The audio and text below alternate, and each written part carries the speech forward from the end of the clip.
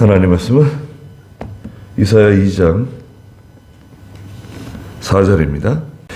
2절에 마지막 날이 올 때에 그랬습니다. 마지막 때가 되면 여호와의 전의 산이 산들 꼭대기 위에 설 것이다. 산들은 이 세상 나라, 세상 권력이라 그랬죠. 세상 나라와 세상 권력 위에 하나님의 전, 하나님의 나라, 신약시대의 교회, 신령한 영적 성전이 서게 되고 모든 민족들이 그리로 모여들 것이다 말씀하셨어요. 3절에 가자 우리가 여호와의 산과 야곱의 하나님의 전으로 올라가자. 야곱의 산으로 여호와의 전으로 올라가면 주께서 주님의 길을 우리에게 가르쳐 주실 것이다. 우리는 또 그 길로 걸어갈 수 있게 될 것이다 말씀하셨습니다. 그때 마지막 때에 4절에 보니까 주께서 민족들 사이에서 재판하시고 많은 백성들을 판결하실 것이니 그랬습니다. 그때가 되면 주님께서 판결하신다는 겁니다. 민족들을 판결하시고 백성들을 판결하신다. 계시록 20장 12절에 희고 큰 보좌가 있는데 보좌에 앉으신 분께서 재판하신다 그랬죠. 계시록 20장 11절 한번 읽어주시겠어요? 또 내가 희고 큰 보좌와 그 위에 앉으신 분을 보았는데 땅과 하늘이 그분의 얼굴 앞에서 사라지고 그 자리마저 찾아볼 수 없었다. 네. 희고 큰 보좌 앞에 보좌에 앉으신 주님께서 판단하시는데 큰 자나 작은 자, 생명체에 기록된 사람들, 또 행한 이 일에 따라서 또 죽은 자들이 살아나서 그들의 행위에 따라서 책들에 기록된 대로 심판을 받는다 그러셨어요. 마지막 때가 되면 마지막 때는 재판받는 겁니다. 판결받는 거예요. 우리 믿는 성도들은 그 판결을 받지 않죠. 믿는 성도들이 받는 판결은 행한 일을 따라서 받는 의의 심판이에요. 여기서 이제 판결을 받고요. 그 다음에 4절 중간에 보니까 그들이 칼을 쳐서 보습을 만들고 창을 쳐서 낫을 만들 것이니 다시는 나라가 나라를 향하여 칼을 들지 않을 것이고 다시는 전쟁을 배우지 않을 것이다 그랬습니다. 천년왕국 시대를 가르치죠. 천년왕국 시대 칼을 쳐서 보습 만들고 창을 쳐서 낫을 만들고 무기를 불살라서 연장 만드는 거예요. 보습은 그 농사 짓는 데 사용하는 연장들을 말합니다. 괭이나 곡괭이나 삽이나 낫이나 계시록 39장 에스겔 39장 9절에 보면 거기도 천년왕국이 되면 무기를 불사르는 기간이 나오는데요. 에스겔 39장 9절 읽어주시겠어요? 이스라엘 성읍에서 사는 사람들이 나와 불을 피우고 병기 곧 긴 방패와 작은 방패, 활, 화살, 곤봉과 창을 태울 것이니 그들이 7년 동안 그것들을 불사를 것이다. 네. 7년 동안 무기를 불사르는 다 그걸 가져와가지고 불사른다는 거예요.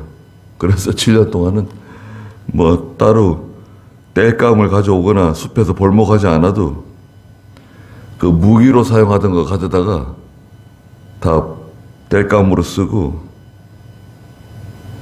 자기들이 약탈하고 노력한 거 가지고 다 사용하게 될 거라고 말씀하셨습니다. 천년왕국이 되면 전쟁이 없고 마귀를 천년 동안 무적행에 가두고 그래서 전쟁이 없는 시대죠. 천년왕국. 그래서 이사야 2장에서 왜 이걸 천년왕국으로 해석하느냐? 다른 연관된 사건이 없어요. 중간중간 이사야서는 중간중간에 이런 내용들이 상당히 많이 나옵니다. 그래서 여기에 천년왕국이다, 또 뭐 하나님의 나라다, 그런 표현은 없지만 성경 전체적인 맥락을 볼 때 이것은 예수님의 백보자 심판, 또 그 후에 찾아오는 천년왕국을 두고 말씀하시는 것이 틀림없어요. 다시는 나라가 나라를 향하여 칼을 들지 않을 것이고, 전쟁이 없잖아요. 무제시대의 도래. 다시는 전쟁을 배우지 않을 것이다. 5절에 야곱의 집이여 오라, 우리가 여호와의 빛 가운데서 걸어가자. 야곱의 집, 하나님의 나라. 2절에서는 여호와의 전의 산이다. 또 3절에서는 야곱의 하나님의 전으로 올라가자. 야곱의 집, 야곱의 하나님의 전이에요. 하나님의 세계, 하나님의 나라, 거룩한 성도들의 처소. 신약시대는 교회예요. 야곱의 집이여 다 나와라. 그리고 우리가 여호와의 빛 가운데서 걸어가자. 여호와의 빛 가운데로 걸어가자. 그러지 않았어요? 여호와의 빛 가운데로 찾아가는 게 아니에요. 우리는 이미 여호와의 빛 가운데 있어요. 하나님의 빛 가운데 있어요. 여호와의 빛은 진리의 세계예요. 빛의 세계예요. 하나님의 세계입니다. 그렇지 않아요?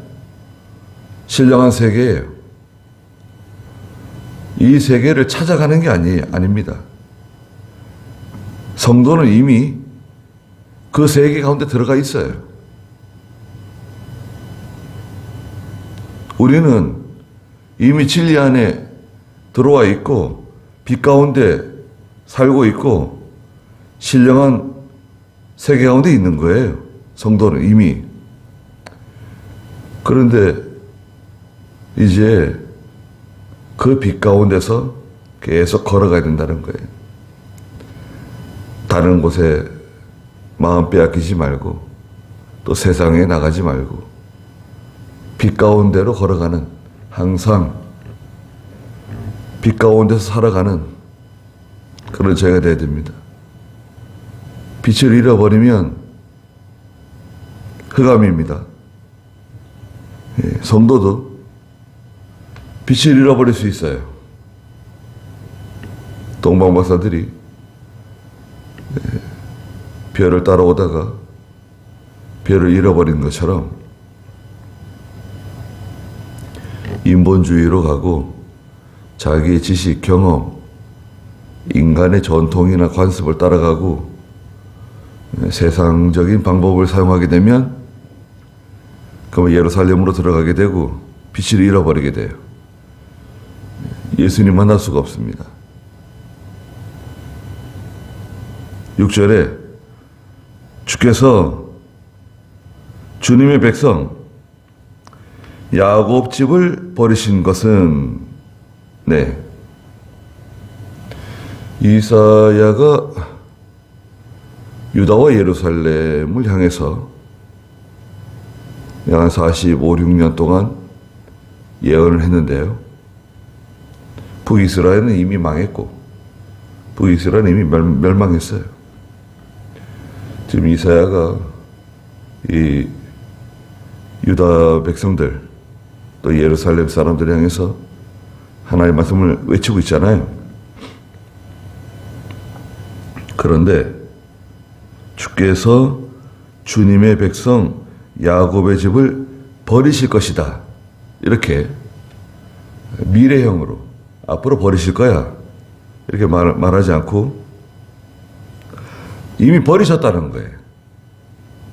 이미 버리셨는데 그 이유가 뭐냐? 과거형으로 얘기하고 있어요.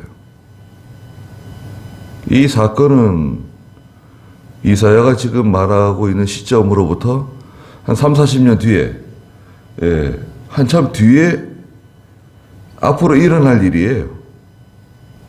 한참 후에 일어날 일이에요. 근데 과거형으로 얘기한 것은 반드시 이루어진다는 거예요, 이게. 이렇게. 반드시 이 말씀대로 이루어질 것을 내다보고 말하는 거예요. 하나님께 버림받을 거다. 하나님이 버리신 것은 그걸 미리 알려주는 거예요. 이유가 뭐냐? 첫째는 너희 가운데 동방의 풍습이 가득하다는 거예요. 동방은 이 세상 나라를 가르쳐요. 세상 풍습. 예. 계시록에서 6째 대접을 유프라테스 강에서 쏟으니까 동방에서 오는 왕의 길이 예비되었다. 유프라테스 강이 마르잖아요. 동방에서 오는 왕의 길이 예비되어 가지고 동방이 이제 하나님의 나라로 들어오는 거예요. 세상이 교회로 들어오고 교회가 세상으로 나가고 유프라테스 강이 마르는데 동방에서 오는 동방의 풍습이 가득하다는 겁니다.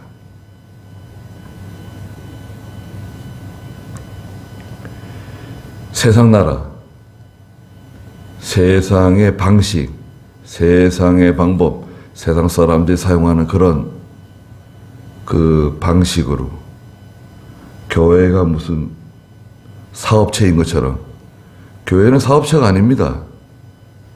교회는 비즈니스가 아니에요. 교인들이 직원인가요?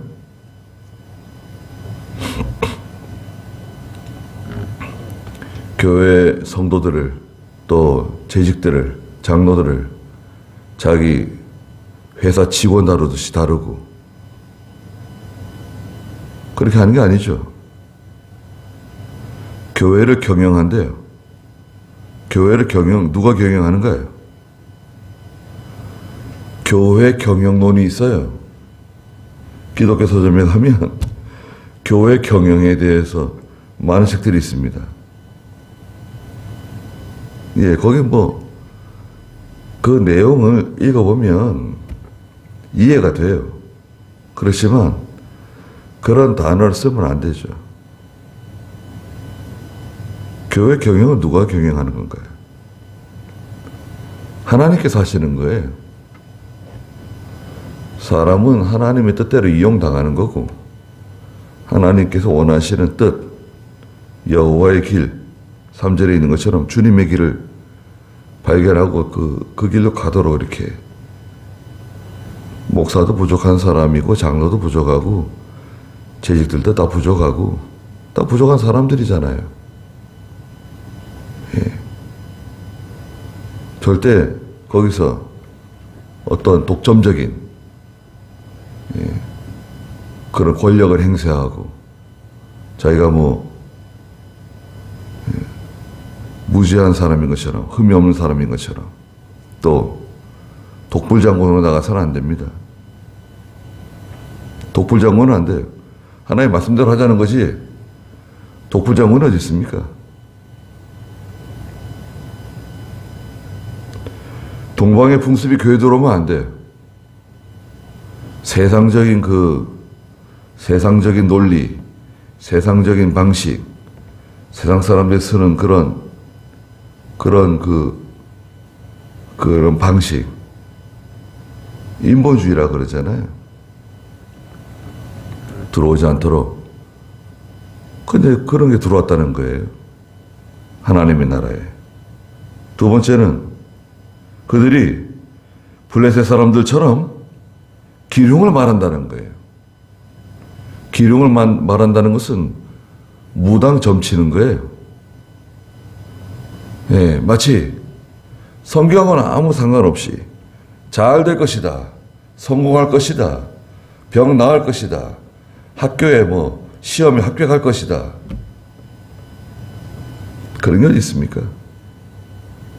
자기가 기도해주면 다 잘 되는 건가요? 목사가 아무리 기도를 해줘도 그게 하나님 뜻에 맞아야 돼요. 하나님 뜻에 맞지 않으면 그 기도는 아무 소용이 없어요. 효과가 없어요. 그렇잖아요. 기도하는 사람이 하나님이 아니에요. 신적인 무슨 어떤 권세를 가진 사람이 아니에요. 하나님의 대리인이 대리인. 하나님 뜻에 맞아야 돼. 왜 기륭을 말하죠? 잘 될 것이다, 망할 것이다, 성공할 것이다, 실패할 것이다. 그런 식으로 말하는 게 아니죠. 물론 하나님 말씀대로 하지 않으면 그건 반드시 망해요. 말해줘야죠. 하나님 뜻대로 하면 잘 될 거예요. 성공할 거예요. 하나님 도와주실 거예요. 말해줘야죠.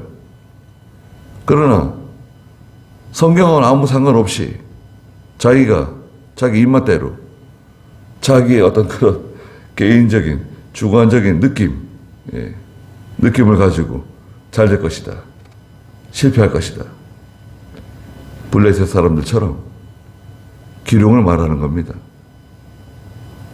그렇게 했다는 거 지금. 세 번째는 이방인들의 자녀들과 손을 잡았기 때문이다. 이방인의 자녀들, 이방 사람들과 손을 잡았어요. 손을 잡았다? 예. 그 일을 같이 도모하는 거예요. 악한 일을 같이 계획하고, 악한 일을 도모하고, 예. 하나님이 기뻐하지 않는 일에 협력하고. 30장에도 보면 그런 말씀 하셨어요. 30장 1절 한번 읽어보시겠어요? 30장 1절. 여호와께서 말씀하신다. 화 있을 것이다. 반역하는 자식들아, 너희가 계획을 시행하나 나로 말미암지 않고 주약을 맺을 때에도 내 영으로 하지 않는구나. 그들은 죄의 죄를 더할 뿐이니. 네, 반역하는 자식들이다. 너희가 계획을 시행하나, 그 계획은 무슨 계획입니까? 악한 계획이에요. 이방 사람들의 자녀들과 함께 손을 잡고 나로 말미암지 않은 조약, 하나님의 성령의 감동으로 하지 않는 것들, 기도하지 않고, 하나님의 뜻을 찾지 않고 그냥 밀어붙이는 거예요. 손을 잡았다. 동맹을 맺고 동업을 하고 중요한 일에 하나님의 뜻을 찾지 않고 자기들끼리 결정하고. 너희들 가운데 동방풍습이 가득하다. 동방풍습이 들어오지 않도록 우리가 막아서 해야 됩니다. 두 번째는 블레셋 사람들처럼 기륭을 말하면 안 돼요. 하나님 뜻대로 하자. 믿음으로 하면 하나님 도와주신다. 우리가 기도하고 하나님 뜻 찾아가다 보면 하나님 반드시 함께 해주실 것이다. 그러고 나가는 거지. 예, 전혀 그런 것 없이 잘 될 거다. 막연한 그런 희망 고문이에요. 그거는 잘 안 됩니다. 또 이방 사람들의 자녀들과 손을 잡고 나가는 것, 악한 일을 도모하고 죄악된 일을 같이 하고 성경에 맞지 않는, 신앙 양식에 맞지 않는 것, 우리는 그거를 받아들이면 안 됩니다.